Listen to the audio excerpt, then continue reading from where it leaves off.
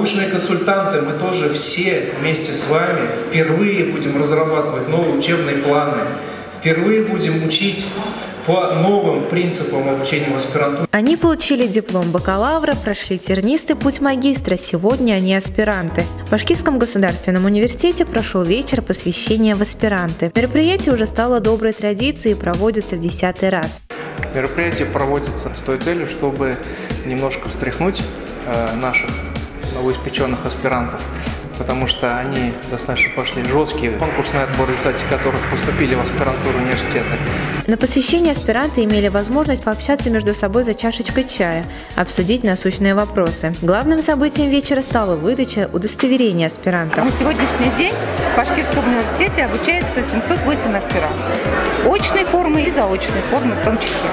Не оставили аспиранты без внимания своих научных руководителей. Это люди, которые им всегда помогают, делятся своим опытом и знаниями. Я сегодня здесь со своей аспиранткой первого года обучения Гумеровой Ниной. И сегодня очень большой для них праздник. Их посвящают в аспиранты. Зачем тебе нужна аспирантура?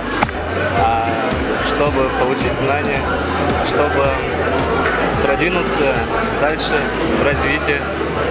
Я хочу посвятить свою жизнь науке, стать преподавателем. Гулия Шарафудинова, Анна Пстыга, специально для Правком ТВ.